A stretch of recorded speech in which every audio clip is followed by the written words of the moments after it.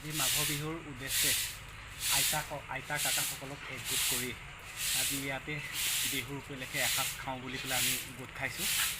আৰু তাৰোপৰি মানে এটা বিশেষ অনুৰোধ এটা থাকিল সংবাদ মাধ্যমৰ যোগেদি। মানে মোৰ লগত আছে কাকা আইতাসকল আছে, তেওঁলোকে মানে প্ৰায় টিভিত দেখা পায় আমাৰ মামাক, হিমন্ত মামাক দেখা পাই পেলাই মানে তেওঁলোকে মানে এইটোৱে কয়, কাৰণ আমিতো ইমান দূৰত গৈ পেলাইতো মামাক লগ কৰিব নোৱাৰোঁ। সেয়েহে মই দলীয় হিচাপে জড়িত এটা হৈছোঁ, শক্তি কেন্দ্ৰৰ ইনচাৰ্জ হিচাপে। তেওঁলোকেও ভাবে দলৰ কামত যিহেতু মই জড়িত হৈ আছোঁ, সেইজনী মোক ক'লে মই তেওঁলোকক সেইটো মামাৰ কাষত মানে নিব পাৰিম নেকি, সেই ভাবিয়ে তেওঁলোকে মোক কয়। কিন্তু মই ইমানখিনি সক্ষম হ'ম বুলিও মই মানে নাভাবোঁ। তথাপিও আমাৰ মামাই নোহোৱা কামকো হোৱা কৰে। সেয়েহে আজি মই সংবাদ মাধ্যমৰ যোগেদি মামালৈ মই কাটৰে এটা অনুৰোধ কৰিছোঁ, যাতে মামাই এই আইতাসকল, এই কাকাসকলক যাতে নিচেই কাষৰ পৰা যিহেতু চাবলৈ বিচাৰে, আৰু লগতে আমাৰ ডক্টৰ তুলিয়াম ৰহাং ছাৰ, আমাৰ সমষ্টি একচুৱেলি মোৰ নৰমাটি সমষ্টি হয়, মানে আমাৰ ছাৰসকলক যোগাযোগ এটা কৰি পেলাই এই আইতাসকলৰ যিটো নেকি মনৰ মানে কথাষাৰ মোক যিহেতু কৈ থাকে বাৰে বাৰে, সেইটো মানে অনুৰোধটো ৰক্ষা কৰিব বুলি পেলাই মামাৰ ওচৰলৈ মোক কাটৰে মানে অনুৰোধ থাকিলে। কাৰ্বি জিলাৰ অন্তৰ্গত হাওৰাঘাট বিধানসভা সমষ্টিৰ নিচেই দাঁতিকাষৰীয়া এখনি গাঁও হৈছে যমুনা গাঁও। এই যমুনা গাঁওখনি হোজাই জিলাৰ সীমান্তৱৰ্তী গাঁও। কাষতে মাত্ৰ এখন সৰু নৈখনৰ ইপাৰে কাৰ্বি আংলং আৰু সিটো পাৰে হোজাই জিলা। ইয়াতে সীমান্তৱৰ্তী অঞ্চলত অসমীয়া ভাষী সম্প্ৰদায় প্ৰায় 120-25 ঘৰমান মানুহ ইয়াত বসবাস কৰি আছে। আৰু আজি বিজেপিৰ এজনাই তেওঁ ভাবিলে যে আমাৰ বৃদ্ধ আৰু বৃদ্ধা বাপ আইসকলক আনি তেওঁ মানে এসাঁজ খুওৱাৰ এটা মনস্থ কৰিলে। আৰু সেই উদ্দেশ্যে আজি আহি ইয়াতে বৃদ্ধ আৰু বৃদ্ধা সমস্তই আহি ইয়াত উপস্থিত হৈছে। আৰু ইয়াতে এটা কথা আমি ক'ব বিচাৰিছোঁ, আমাৰ বৃদ্ধা আৰু বৃদ্ধ সমস্তৰে এটা মনত সদায় আশা এটা পুহি ৰাখিছিল। আৰু আমাৰ ইয়াত এটা সঘনে আলোচনা এটা হৈ থাকে যে এই অসমখনৰ হৈ যি উন্নতি কৰিছে, জাতি মেটি ভেটি ৰক্ষাৰ স্বাৰ্থত, খিলঞ্জীয়া অসমীয়া সুৰক্ষিতৰ স্বাৰ্থত যিখিনি কাম কৰিছে, আমাৰ ইয়াত সমস্তজনে বাপ আই মাতৃ সদৌ যমুনা গাঁও ইয়াত শলাগ লৈছে। আগন্তুক কালত মামাৰ বাহিৰে বিকল্প নাই বুলি সকলোৱে মনস্থ কৰিছে। সেয়ে তেখেতসকলে মনতে পুহি ৰখা এটা ডাঙৰ কথা আমি ক'ব ওলাইছোঁ। সেই কথাটো হৈছে মামাক সন্মুখৰ পৰা চাবলৈ বিচাৰিছে।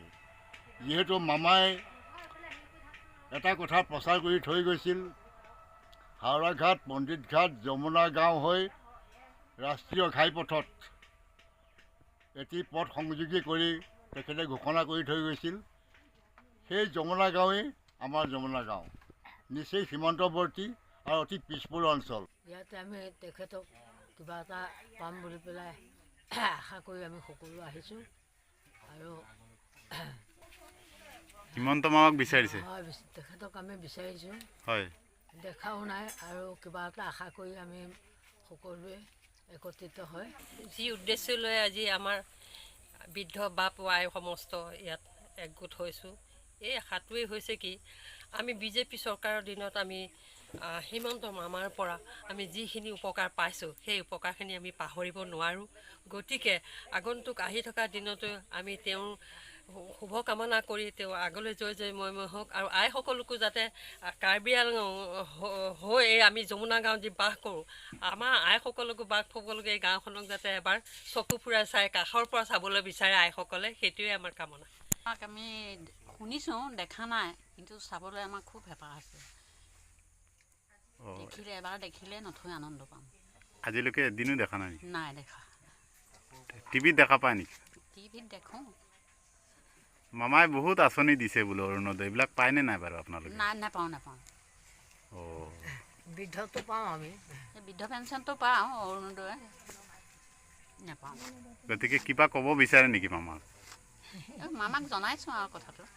মামা বোলে হেনো এতিয়া পুৰা মানুহ এতিয়া আমি কথাই বুজি নোপোৱা হ'লোঁ মানুহ কাণ কলা হ'ল এতিয়া তেওঁক তেওঁ চাবলৈ আমাৰ খুব হেঁপাহ আছে খোজকাঢ়িব এনেই দেখিছোঁ টিভিত দেখিছোঁ বা কোনো ফটো কটো দেখিছোঁ এতিয়া মোবাইলতো দেখিছোঁ দেখিলেও আমি জেঠিকত দেখা নাই আমি চাবলৈ খুব আশা কৰোঁ মামাই কিবা বৃদ্ধ পেঞ্চনবিলাক দি আছে পাইছেনে নাই আপোনালোকে পাইছোঁ অঁ সেয়া আৰু হেৰি মাহত আৰু আঢ়ৈশকৈ দিয়ে